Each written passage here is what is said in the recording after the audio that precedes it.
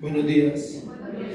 ¿Cómo han estado? Bien. Me alegra mucho verles, me alegra también las personas que nos visitan, bienvenidos. Le damos gracias a Dios por la iglesia, por la oportunidad que tenemos de predicar cada semana las Escrituras. De pronto para los que vienen por primera vez a la iglesia, es una iglesia basada únicamente en las Escrituras. La iglesia bíblica debe entender que la autoridad de una iglesia es ¿quién? La Biblia, no los pastores. Los pastores son siervos de Dios a través de ¿qué? De las Escrituras.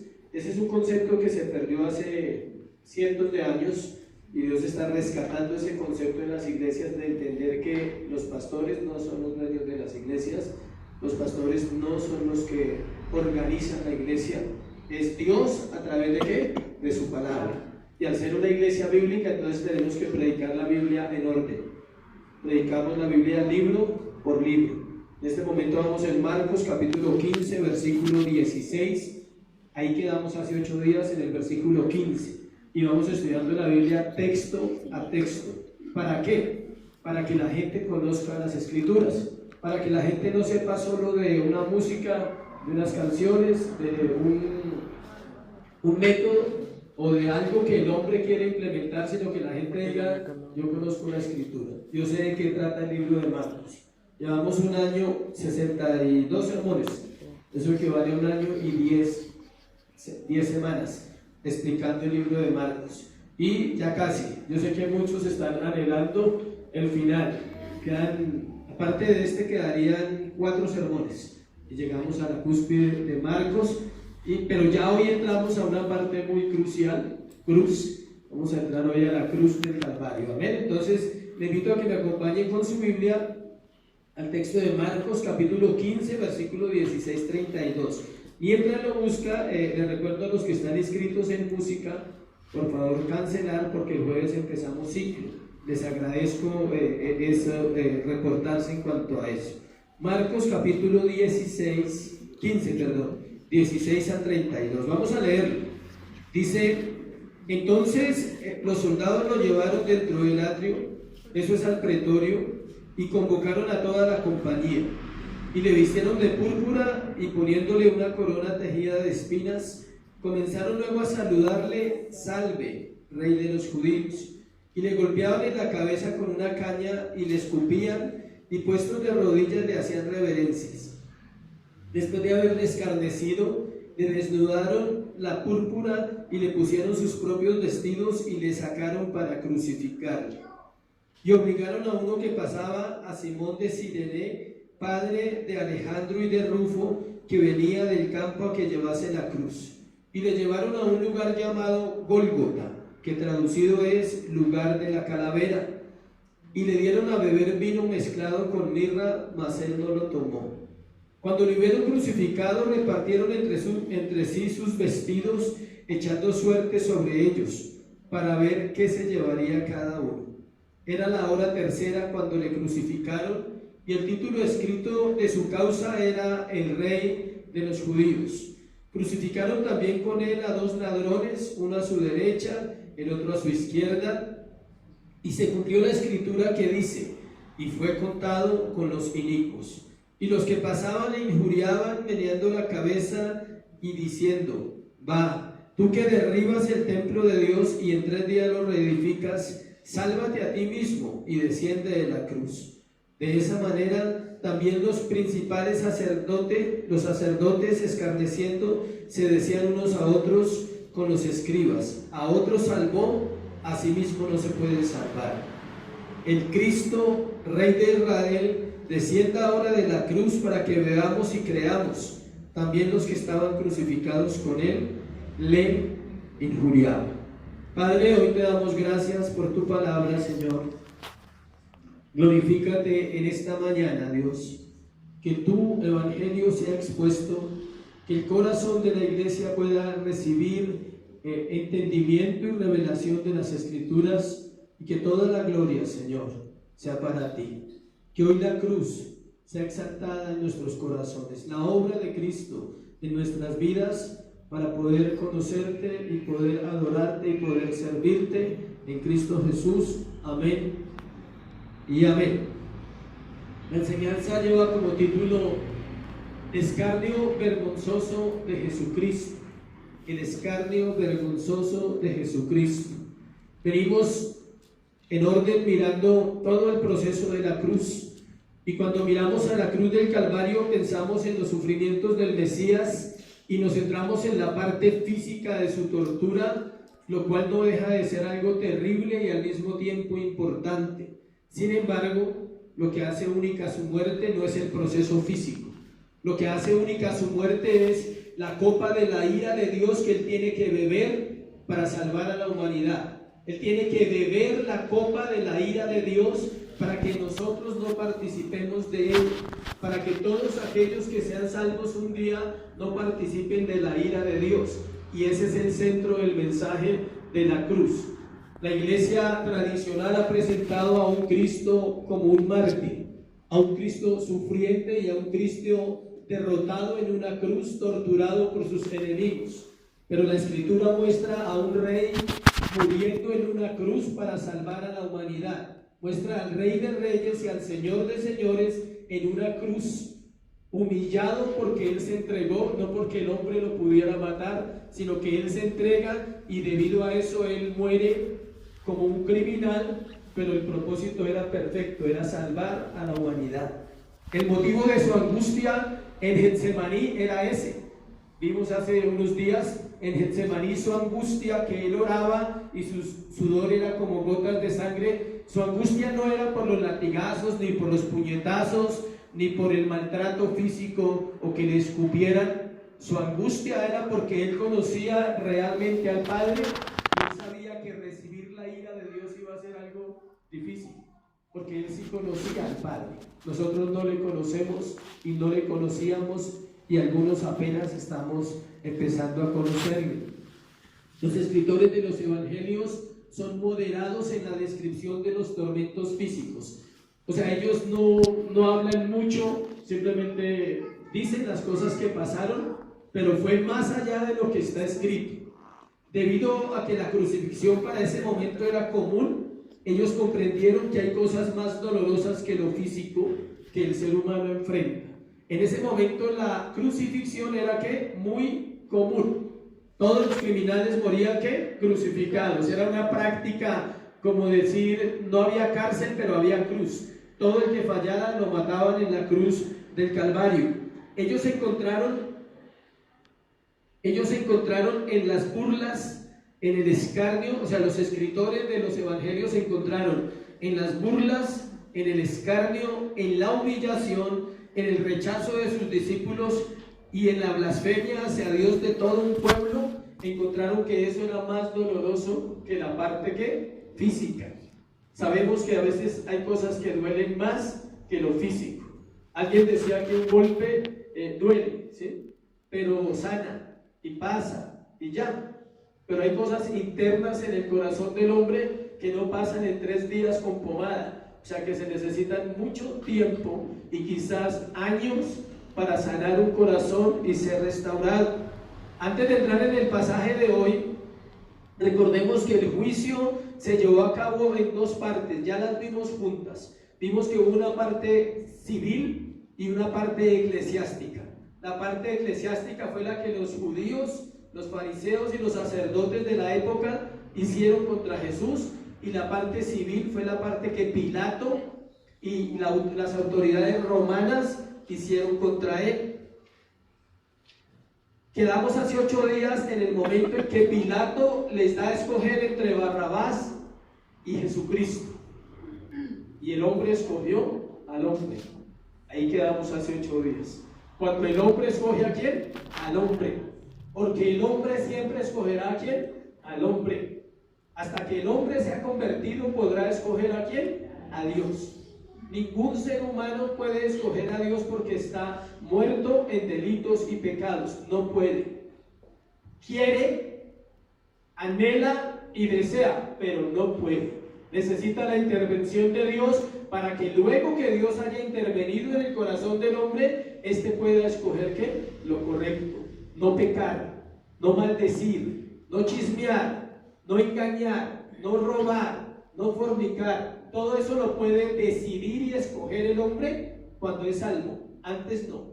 Antes está vendido al pecado. Antes su naturaleza está inclinada a solo ¿qué? Pecar, y no tiene oportunidad. La pregunta con la que concluimos, que espero que toda la iglesia la recuerde: ¿qué haréis con Jesús, el Rey de los judíos? ¿Qué harás con Jesús, iglesia? ¿Qué harás con él? Dice que algunos lo amarán, otros lo volverán a crucificar. Algunos lo amarán profundamente en su vida, porque él se revelará a sus corazones. Otros nunca lo amarán, simplemente lo rechazarán, como el pueblo judío lo rechazó. Y si fuese posible, escuchen, si fuese posible, esta sociedad y esta cultura volvería a matar al Hijo de Dios. ¿Por qué? Porque el hombre es malo, porque el mundo es malo. ¿Y sabe por qué lo mataría? ¿Por qué cree usted que lo mataría? Porque él es bueno. Solo por eso, por ser bueno, no es aceptado. Dios no es aceptado en la humanidad y en la sociedad por ser ¿qué? Bueno. No algo parecido a lo bueno, no, alguien ¿qué? Bueno, que tiene toda la bondad en su corazón.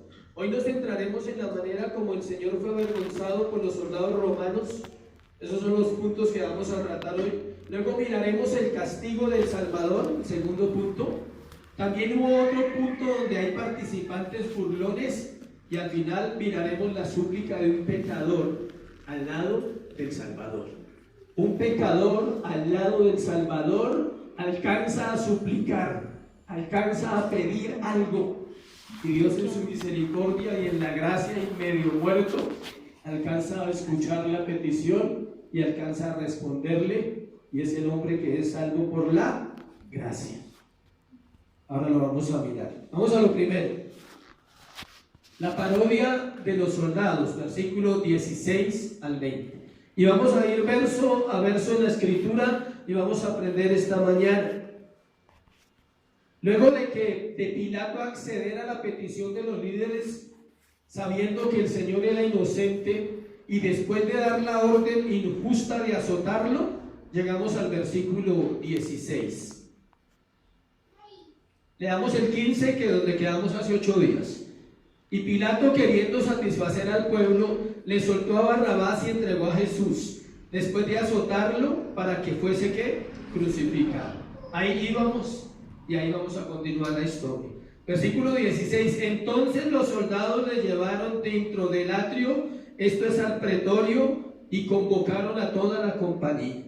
Los soldados le llevaron dentro del atrio, lo cual indica que fue llevado donde había más soldados. El atrio era un lugar donde se reunían todas las compañías, todos los militares que habían de turno. Acordémonos que estábamos en un lugar que se llama la fortaleza ¿qué? Antonia. Usted lo puede investigar si de pronto duda. En esa fortaleza sucedió el juicio de Jesús.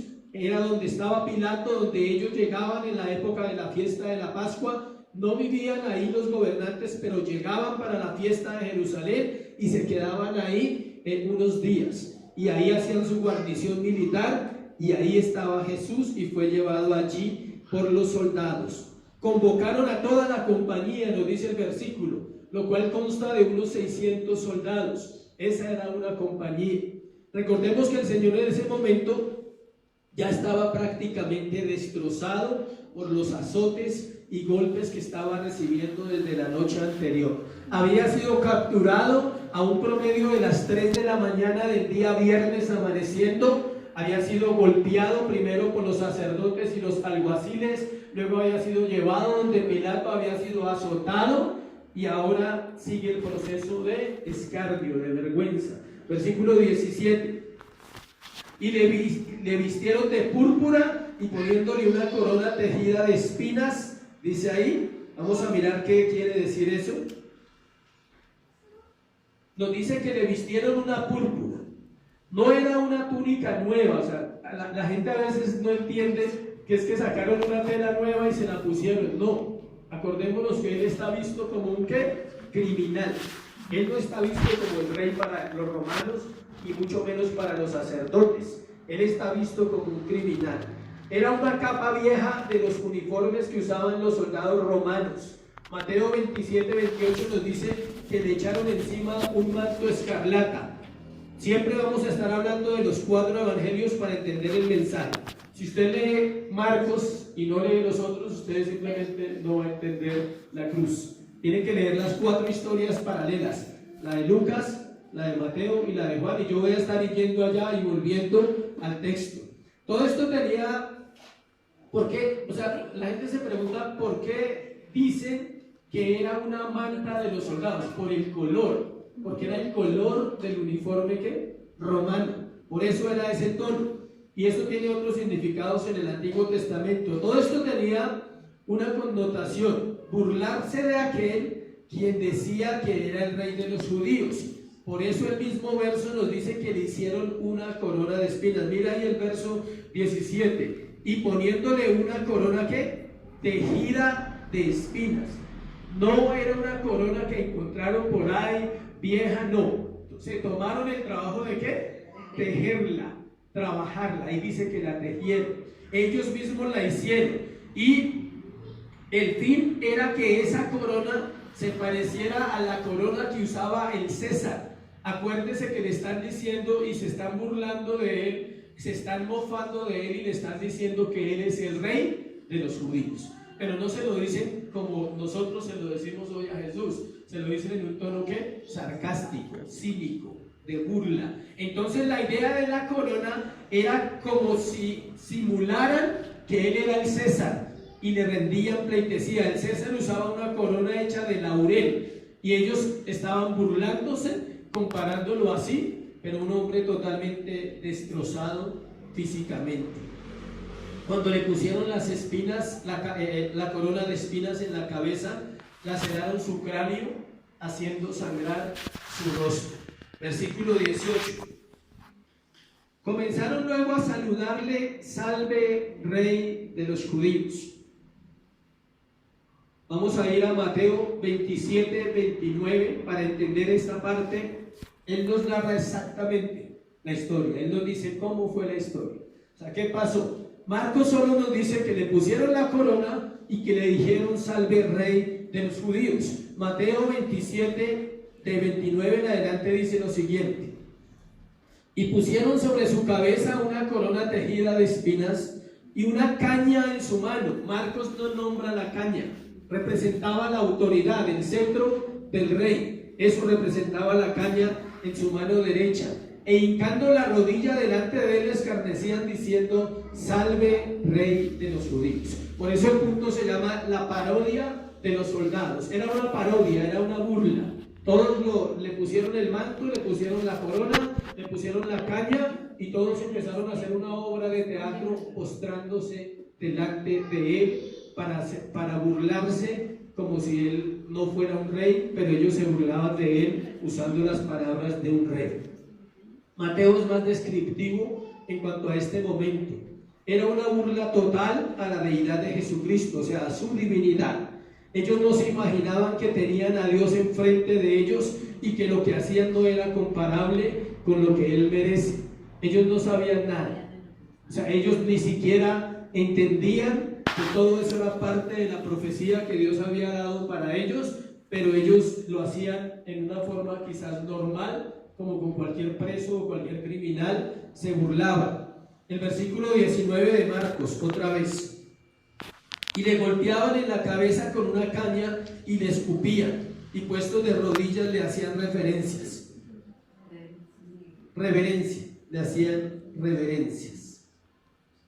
Le golpeaban la cabeza con una caña. La palabra caña en griego significa cálamos y se refiere a una vara larga. Al golpearle en la cabeza, la corona de espinas se hundía más en sus sienes y en sus venas, y eso hacía que sangrara aún más y le hacía daño. Le escupían y hacían mofa de él al arrodillarse y hacerle reverencias burlescas. Todo esto estaba escrito así que sucediera. Isaías 56. Isaías 56 nos dice este momento, el profeta Isaías 700 años antes de Cristo, nos dice qué pasó allí. Di mi cuerpo a los heridores y mis mejillas a los que me besaban la barba. No es que escondí mi rostro de injurias y de disputos. Cuando dice que di mi cuerpo a los heridores y mis mejillas a los que me besaban la barba, a él le arrancaron la barba, por si usted quiere saber. No sé si los hombres que se dejan la barba entienden lo que es que a usted le arranquen la barba con las manos, ¿sí? No con una cuchilla de afeitar, sino así, con las manos, o bueno, cualquier pelo que le jalen a uno le duele, o sea, sí, en cualquier parte. Y aquí si lo cogen a uno le duele, ¿sí? Entonces imagínense arrancar. Besaban es que arrancaban la barba, o sea, lo mecían así para allá y para acá, de la barba lo cogieron y le arrancaron la barba. El Evangelio de Juan nos muestra un poco más de este momento. Vamos a Juan capítulo 19, versículo 4. Todos los 4 evangelios narran la historia perfecta, por eso es importante estudiarlos. Juan 19, 4. Entonces Pilato salió otra vez y les dijo: mirad, os lo traigo fuera para que entendáis que ningún delito hallo en él. Pilato, antes de entregárselo a ellos para el proceso que seguía, él les aclaró, dijo: yo no hallo ningún delito en él. Ahí se lo traigo afuera. Versículo 5, salió Jesús llevando la corona de espinas, y ve que ya se la habían colocado, y el manto de púrpura, y Pilato les dijo: he aquí al hombre. Cuando le vieron versículo 6 de Juan 19, todo esto Marcos lo omite para que los cristianos estudiemos. Amén. Cuando le vieron, los principales sacerdotes y los alguaciles dieron voces diciendo: crucifícale. Esto es diferente a la escena que vimos hace 8 días cuando el pueblo decía: crucifícale. Pilato les dijo: tomadle vosotros y crucificadle, porque yo no hallo delito en él. Pilato siempre trató de soltarlo y de liberarse. Después de todo este proceso, los soldados le volvieron a llevar donde Pilato, el cual lo hizo desfilar ante los judíos y se los entregó. Versículo 7 de Juan 19. Pilato esperaba que ellos, al verlo destrozado, azotado, sangrando, no lo matarían, sino que lo soltarían. Pilato albergaba una última esperanza de decir: ya con eso es suficiente castigo, ya no lo van a matar. Pilato no quería matarlo, pero Pilato era un hombre sin carácter. No tuvo el carácter de pararse ante un pueblo y decir: yo soy la autoridad y no lo voy a matar. Obvio que era necesario que así sucediera. Versículo 7 de Juan 19. Ellos respondieron: ¿quiénes? Los judíos. Nosotros tenemos una ley, y según nuestra ley deben morir, porque se hizo a sí mismo hijo de Dios. Pilato, al oír que Jesús afirmaba ser el hijo de Dios, se llenó de más temor. Imagínense la vida de este hombre. Sigamos ahí, versículo, vamos en Juan 19, ¿no? ¿19 qué? 8, vamos al 9. Y entró otra vez en el pretorio y dijo a Jesús: ¿de dónde eres tú? Segundo diálogo de Pilato con Jesús. Mas Jesús no le dio respuesta. Versículo 10. Entonces le dijo Pilato: ¿a mí no me hablas? ¿No sabes que tengo autoridad para crucificarte y que tengo autoridad para soltarte? Respondió Jesús: ninguna autoridad tendrías contra mí si no te fuese dada de arriba. Por tanto, el que a ti me ha entregado, mayor pecado tiene. Desde entonces procuraba Pilato soltarle, pero los judíos daban voces diciendo: si a este sueltas, no eres amigo de César, y todo el que se hace rey a César se opone. Esta parte, este primer punto que estamos mirando, termina con el pueblo de Dios rendido, escuche, ante el imperio romano, ante el emperador romano, cambiando la gloria de Dios por la gloria de ¿qué? De los hombres, declarando que César es rey y que Cristo no es rey. Las cosas no han cambiado, iglesia. El cristiano se rinde fácilmente ante el sistema mundano. El cristianismo no ha sido probado, tendrá que ser probado por Dios en la tierra.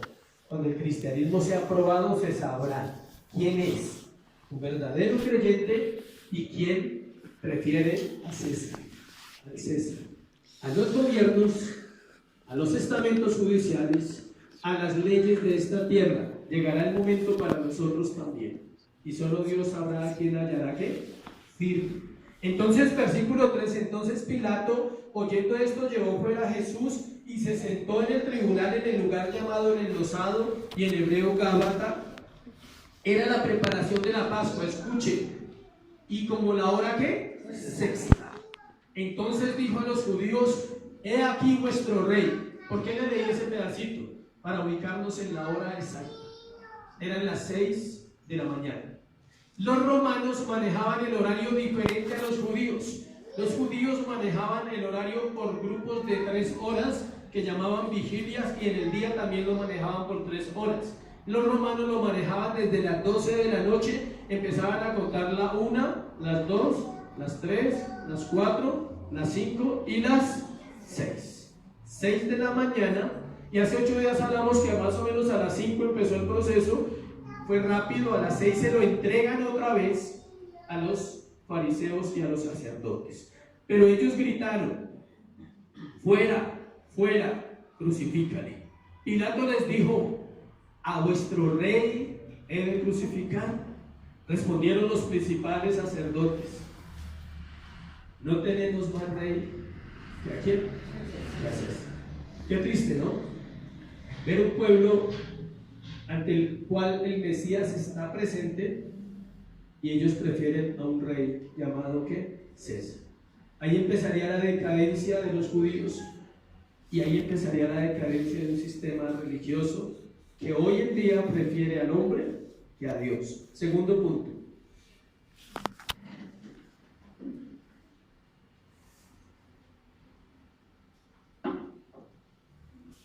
Volvamos a Marcos, el castigo del Salvador.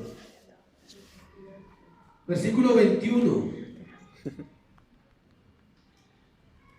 Como prisionero condenado a muerte, él debía cargar su cruz. Ahora lo vamos a abrir más un poquito.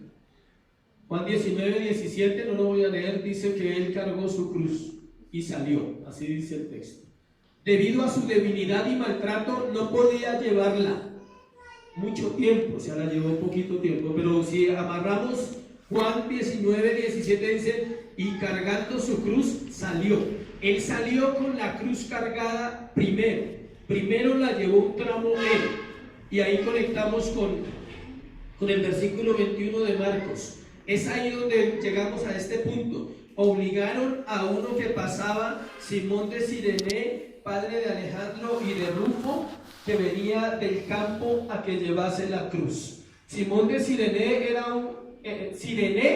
era un puerto de África, era una ciudad de África. ¿Por qué estaba Simón en Jerusalén? Por la fiesta de la Pascua. Este hombre estaba allí. Parece que se quedó, parece que la cruz impactó su vida y él no volvió a África, porque la Biblia nos dice que era el papá de Alejandro y de Rufo, y el apóstol Pablo nos nombra a Rufo más adelante en el libro de los Hechos. Al parecer este hombre no volvió a África. Eso le cambió la vida. Debe ser tremendo, ¿no? Cargar la misma cruz del Mesías, o sea, la cruz que él llevaba. Él era, bueno, antes de pasar aquí, esa es la tarea del cristiano, cargar la misma cruz. Entonces no era solo para Simón, era para nosotros también. Debemos cargar la cruz. El que quiera venir en pos de mí, tome su cruz, niéguese a sí mismo y sígame. Pero la cruz no es el marido, le tengo esa buena noticia. ¿Sí? La cruz no son los problemas económicos, la cruz no es mis vacíos emocionales, la cruz es lo que Jesús hizo. Negarse a sí mismo. Él se negó a ser Dios y se volvió hombre para salvarnos. Ahora a nosotros nos toca negarnos a ser lo que éramos antes para poder vivir una vida ¿para quién? Para Dios. Volvamos acá. Nada es casual. ¿Cuántos saben que las casualidades no existen? Si alguien cree en la casualidad, quite su fe de ahí. O sea, no crea más en las casualidades, no existe.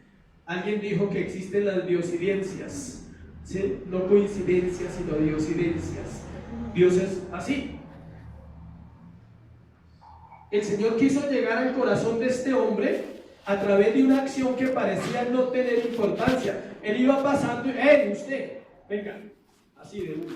Eso no fue que lo escogieron, a cuál ponemos acá en la cruz de todos esos mirones, o sea, de todos esos mirandas, o sea, ¿cuál ponemos eso? ¿No?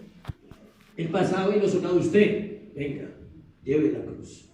Pero no era casual, para ellos era casual, para Dios no era casual, tenía un propósito. Él era el padre de Alejandro y Rufo, y Pablo lo nombra en el libro de Romanos capítulo 16 versículo 13, anote ahí si quieren comprobarlo, no hay problema. El Señor dio unas últimas palabras en este momento, escuche bien para que no se pierda de la historia. En este momento, cuando Simón de Cirene toma la cruz, él queda sin la cruz, el peso que llevaba, y aprovecha para dar unas últimas palabras. Marcos no nos lo dice, nos lo dice Lucas, capítulo 23. Vamos a Lucas 23, versículo 27 al 31. La Biblia es perfecta y es exacta, acuérdese. 27, 23 al 31 dice, lea el 22, Lucas, ¿qué le dije? 23, ¿cierto? No, en Mateo, Lucas 23, versículo 27. Lea el 26 para entender. Y llevándole, tomaron a cierto Simón de Cirene que venía del campo y le pusieron encima de la cruz para que la llevase tras Jesús. Ahí vuelve y repite el libro de Lucas, que él tomó la cruz para llevarla. Y seguía gran multitud, versículo 27, del pueblo y de mujeres que lloraban y hacían lamentación por él. Y ahí viene lo que él aprovecha para decir. Pero antes miremos el 28. Pero Jesús, vuelto hacia ella, les dijo: hijas de Jerusalén, no lloréis por mí, sino llorad por vosotros mismos y por vuestros hijos. Él aprovecha el momento para seguir predicando, seguir enseñando. Está medio muerto, pero él no para. La gracia es así. Pero miren lo que pasa. La respuesta del Señor a estas lloronas, porque eran lloronas plañideras, eran mujeres contratadas para llorar. Aprendimos eso en otro texto hace unos meses, que en los sepelios de Jerusalén, cuando alguien iba a morir, contrataban, en la costa de Colombia todavía no hacen eso, que contratan mujeres profesionales para llorar.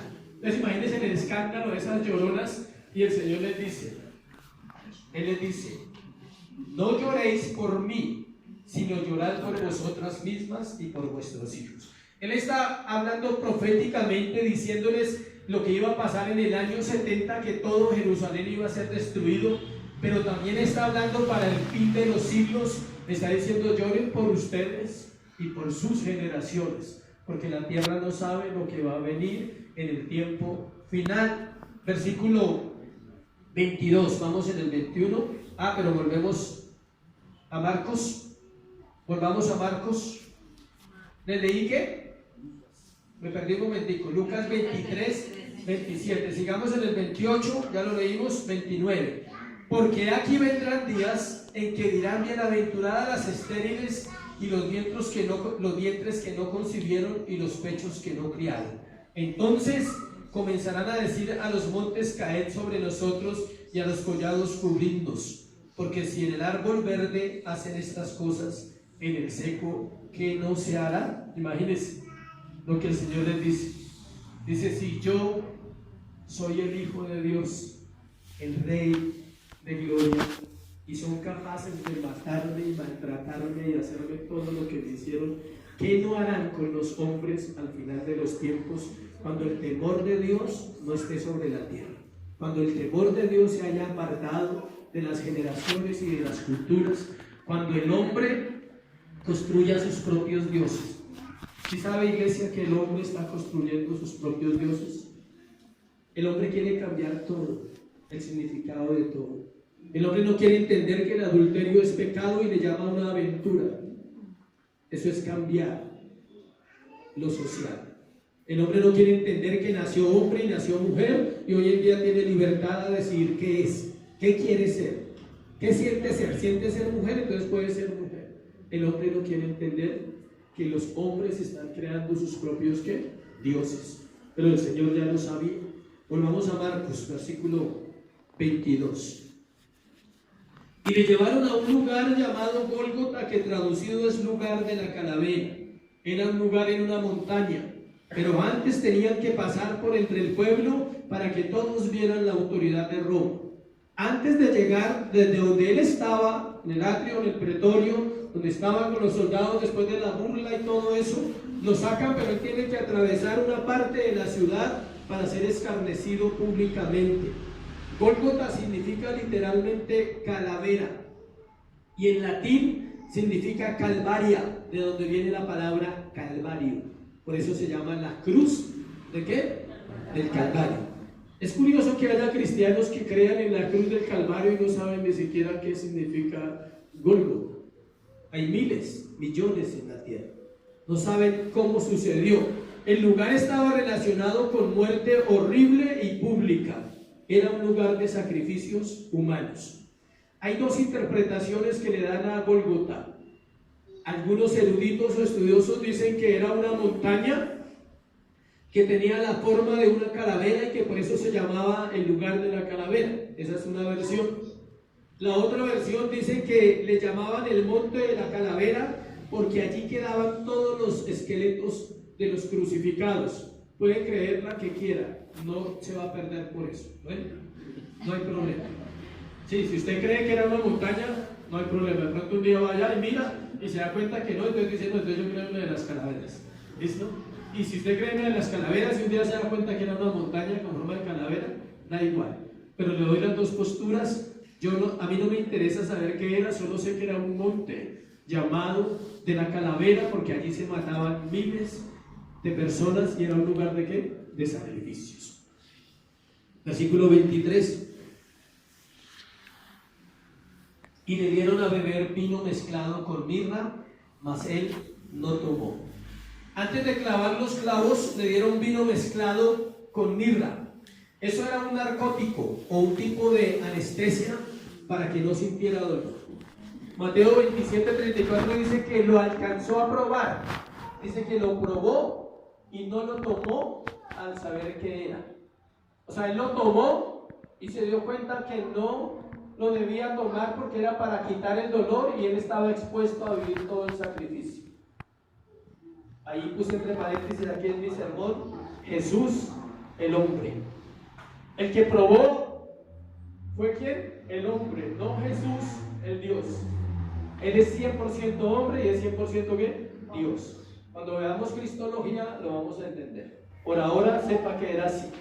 Y el que probó no fue Dios, ¿fue quién? El hombre. Él probó, discernió, dijo no. Acuérdense que Jesús estaba lleno del Espíritu. Aunque era hombre, estaba ¿qué? Lleno del Espíritu. Y él dijo no. Eso en Proverbios 31, versículo 6.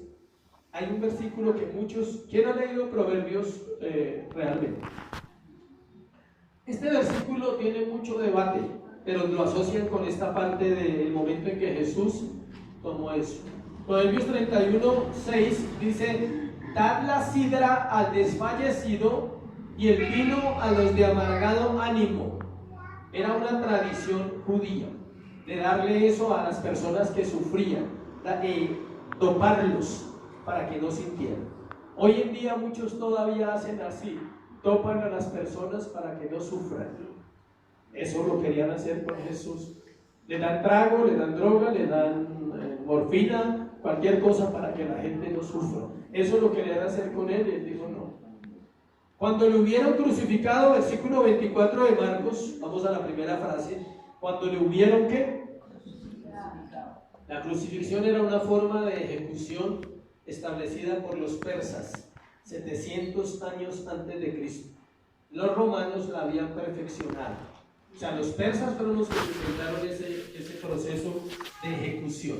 Los romanos la perfeccionan, le hacen detallitos para perder. Ahorita vamos a mirar cuáles eran los detalles. En los tiempos de Jesús se había crucificado más de 30,000 personas. Y en el año 70 después de Cristo se mataron tantos judíos en la cruz que en las ciudades quedaron sin madera para poder hacer cruces. millones de personas murieron por la rebelión, porque los acusaron ¿de qué? De incendiar la ciudad. ¿Se acuerdan? El emperador Nerón, del año 65 en adelante, los acusa. Le hago un paréntesis que no tiene que ver, pero de pronto les sirva. ¿Por qué los acusaron? Porque solo 2 barrios no se quemaron, y los que vivían allí eran ¿qué? Judíos. Entonces eso fue el conejillo de Indias. O sea que toda la ciudad se quema y sus 2 barrios no se queman. O sea que ustedes fueron. ¿Pero por qué no se quemaron? Porque Dios protegía a su pueblo. Las víctimas se acostaban de espaldas sobre la cruz. Les clavaban las muñecas y pies con clavos de 18 centímetros, los cuales destruían los nervios y tendones y causaban dolor insoportable mientras estaban en la cruz. Luego metían la cruz en un hueco para que quedara vertical. Al caer la cruz al hueco, el golpe era torturante para el condenado. Claro, primero estaba ahí, cuando caía era un hueco profundo para que la cruz no se moviera. Las heridas no eran para matarlo, escuchen. La causa de la muerte era sofocación o asfixia, al no poder respirar y no tener fuerza en su cuerpo para sostenerse. Al estar los pies clavados, los 2 pies con un solo clavo, tenían que hacer esto para respirar. Tenían que hacer esto una y otra vez. Y los tendones rotos y sus manos rotas, la fuerza se acababa y el diafragma se comprime internamente y produce monóxido de carbono, y esa era la causa de la muerte de los crucificados. Si hubiera una autopsia, la autopsia diría que Jesucristo murió por asfixia. Esa fue la causa de su muerte. Los soldados, aparte de eso, los soldados aceleraban la muerte de los crucificados rompiéndole las piernas con un mazo de hierro. A Jesús no se la rompieron, porque estaba escrito en los Salmos que no se quebraría un hueso suyo. Repartieron sus vestidos, parte B del versículo 24. Repartieron entre sí sus vestidos echando suerte sobre ellos. Acuérdese que no era la túnica, sino era la ropa que le habían quitado. Tenga en cuenta eso. No cogieron el manto viejo ese y lo partieron en 4. No, era la ropa que él traía originalmente, se la habían quitado y se la estaban jugando a los dados. Versículo 25. Era la hora tercera cuando se le crucificaron. ¿Por qué le compartí lo de la hora sexta de los romanos? Por este versículo. Porque ahora hablamos de la hora tercera, entonces para que no haya confusiones. Los romanos contaban desde las 12 de la noche, los judíos desde las 6 de la mañana. 1, 2 y 3. O sea que son las 9 a.m. Son las 9 de la mañana. Dice, el Marcos dice, era la hora tercera cuando le crucificaron. Es decir, las 9 de la mañana. Ya les expliqué cómo medían los tiempos los judíos y los romanos. Tercero, los participantes burlones, versículo 26 al 32. Sigamos en el 26. Y el título escrito de su causa era el Rey de los Judíos. En la cabeza de los condenados ponían un letrero que decía el delito por el cual lo habían crucificado: violador, asesino, ladrón. Y si eran las 3, entonces violador, asesino y ladrón. ¿Sí? El título de Jesús que dice Marcos es que era ¿qué? Rey de los judíos. Pero es necesario reunir los 4 evangelios para encontrar las palabras exactas, y es la siguiente: este es Jesús de Nazaret, el Rey de los judíos. Estaba escrito en hebreo, en griego y en latín. Los fariseos le dijeron a Pilato: no escribas eso, escribe que él dijo que él era el Rey de los judíos, no que él es el Rey. Y Pilato les dijo: lo que he escrito, no me frieguen más. Algo así, o sea, los quitó de encima. De lo que he escrito y no me devuelvo a escribir nada más. Fue versículo 27. Crucificaron también con él a 2 ladrones, uno a su derecha y el otro a su izquierda. Fue crucificado con 2 ladrones, no cualquiera, escuche. No era no era un raponero, por eso le digo todo, sino era el que se roba un celular. No era ese tipo de ladrones. Escuche, según el idioma original de este texto, la palabra ladrón en griego significa lestes, y eran criminales de lo peor, de los que robaban, asesinaban y violaban. Algunos dicen que podrían ser compañeros de Barrabás, que estuvieron en una rebelión y mataron a muchos romanos, y por eso los habían crucificado. Ahí eso dicen algunos estudiosos. Versículo 28.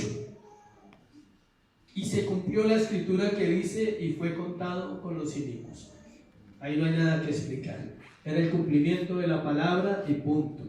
Aparece el versículo 29. Y los que pasaban le injuriaban, meneando la cabeza y diciendo: va, tú que derribas el templo de Dios y en 3 días lo reedificas. Ahí vemos los burlones. Aparecen otros que se burlan de él, que se unen a los líderes religiosos. Los motivos son inciertos. No se sabe por qué la gente se unió a matar a Jesús cuando él no les había hecho nada. Pero uno observa y analiza, y la gente se une, y cuando ve a alguien que va pegándole a otro también se une y no sabe nada, solo porque alguien dijo que era un ladrón. ¿Sí? ¿Se ha visto eso? La turba se une.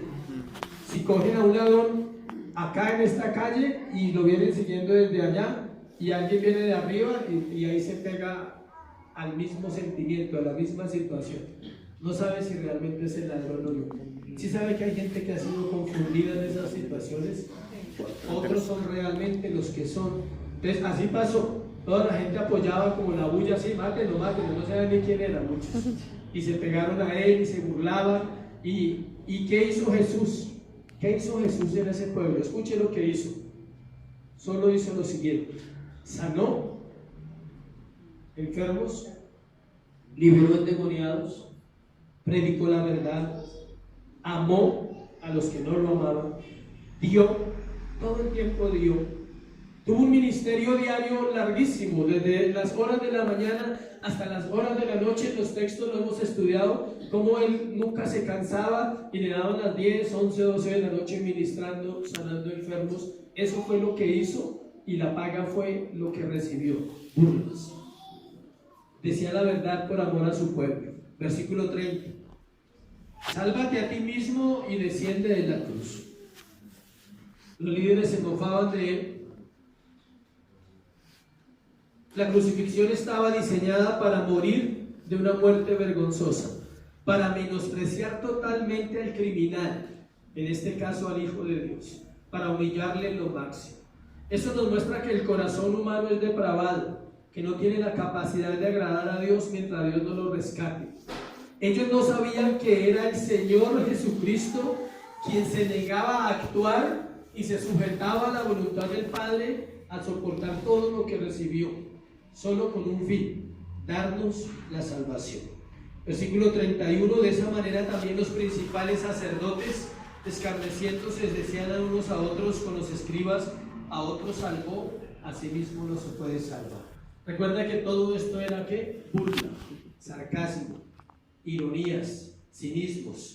Versículo 32. El Cristo, Rey de Israel, descienda ahora de la cruz, para que veamos y creamos también los que estaban crucificados con él le injuriaban. Cuarto y último, la súplica de un pecador. Dentro de la lectura que hicimos, pasamos por alto a los 2 ladrones, ¿cierto? Lo pasamos por encima. Acá en el versículo 32 dice: y los que estaban con él, ¿qué dice? También los que estaban crucificados con él le injuriaban. Ahí habla de 2, habla en plural.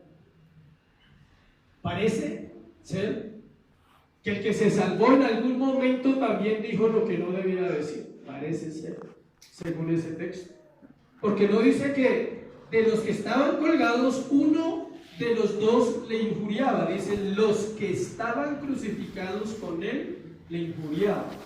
Parece que este hombre tuvo que vivir algo especial para poder ver a Jesús. Parece que al principio veía lo que todos veían, a un miserable colgado en la cruz. ¿Sí me explico? Todos veían eso, pero en algún momento cambia su postura. Algo sorprendente es que aún en medio de la misma crucifixión, la gracia de Dios operó de una manera poderosa. Marcos 15:27, devuélvase un poquito, dice: crucificaron también con él a 2 ladrones, uno a su derecha y el otro a su izquierda. Encontramos que nos habla de los ladrones. Marcos solo dice eso, que fue crucificado en medio de 2 ladrones, mientras que Lucas capítulo 23 nos abre la historia para terminar con la vida de este ladrón que por gracia fue salvo. Lucas 23, 39, 43. Este es el diálogo de los 2 ladrones, donde podemos ver una vez más la naturaleza depravada del hombre y la gracia de Dios hacia el hombre. Se ven las 2 cosas juntas, la depravación de uno y la gracia alcanzando ¿a quién? Al otro. Versículo 39 de Lucas. Uno de los malhechores que estaban colgados le injuriaba, diciendo: si tú eres el Cristo, sálvate a ti mismo y a nosotros. Respondiendo el otro le reprendió diciendo: ¿ni aún temes tú a Dios estando en la misma condenación? Nosotros a la verdad justamente padecemos porque recibimos lo que merecieron nuestros hechos, mas este ningún mal hizo. Y dijo Jesús: acuérdate de mí cuando vengas en tu reino. Este ladrón es el primero de los hombres salvos en el tiempo de la gracia, después de la muerte de Jesús. Es el primerito en entrar a la gracia. No fue discipulado, no asistió a la iglesia, pero fue salvo. No necesitó un proceso de formación en su carácter, pero fue salvo.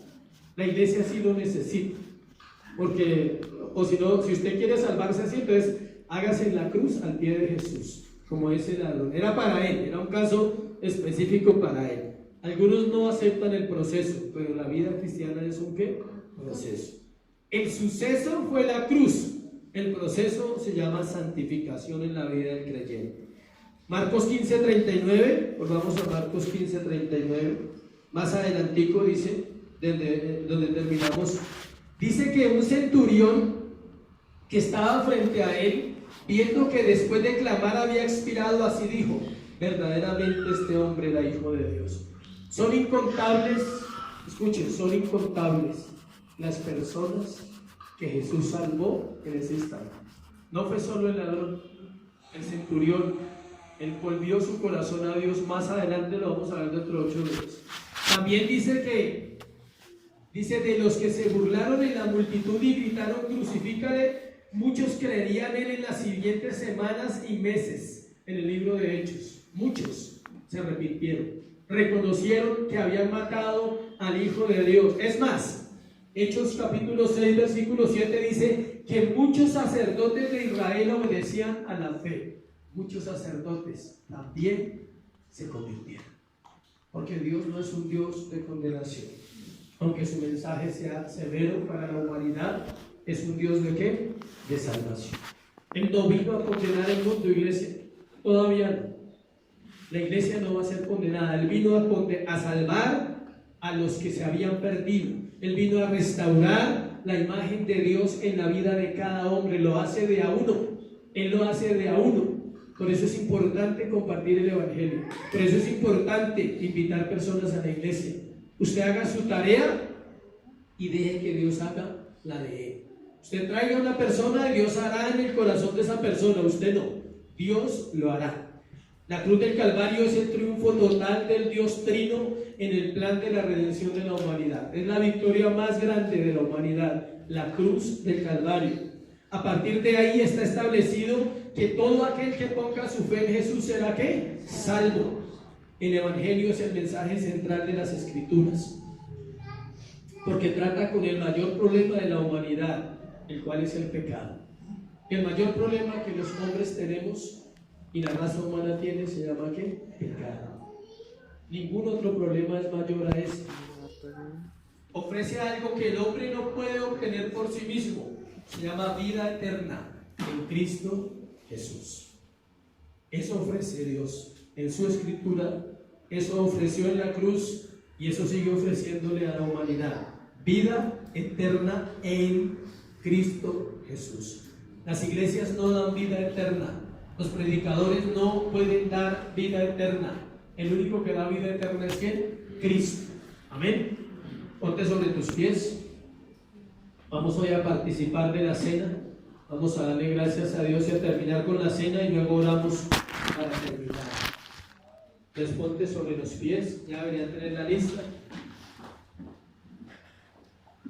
Y vamos a darle gracias a Dios. Mientras la lista, vamos a leer 1 Corintios capítulo 11, versículo 23. Esté atento, no se distraiga, que vamos a cerrar. Y esta parte es importantísima para todos nosotros.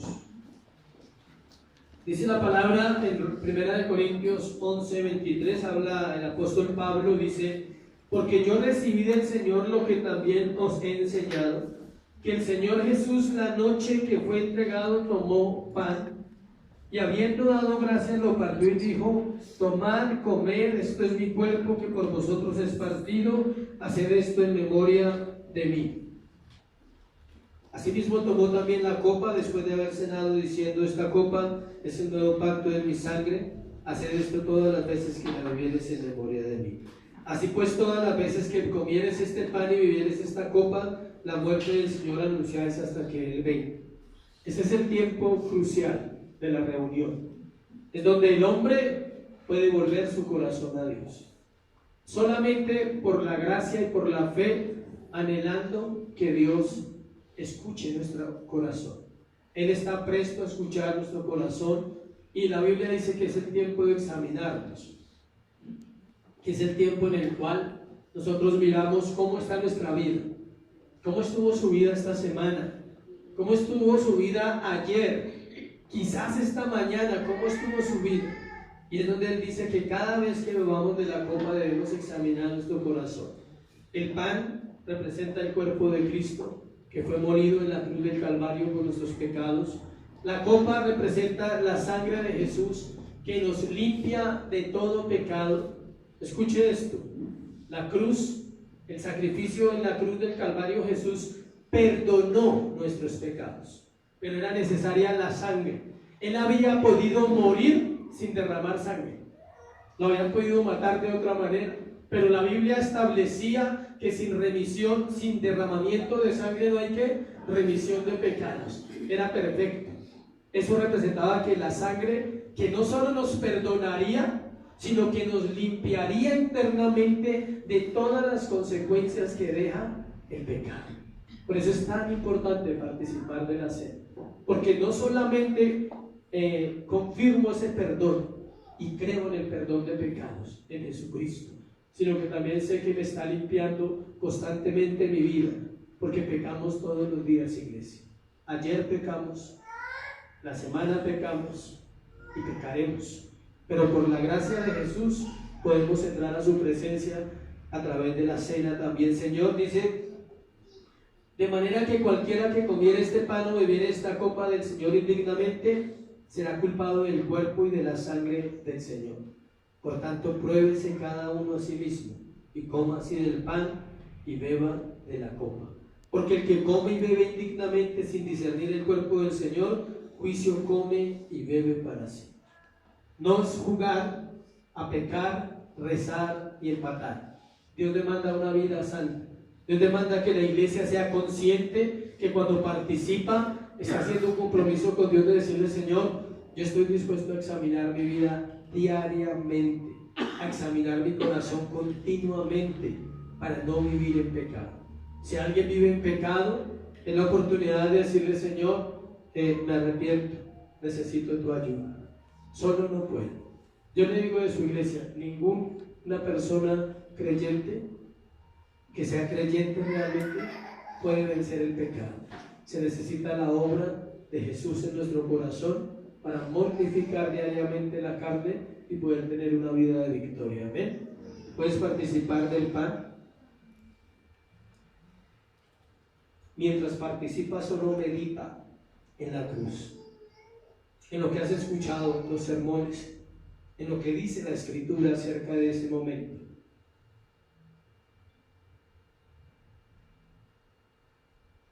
puedes participar de la copa.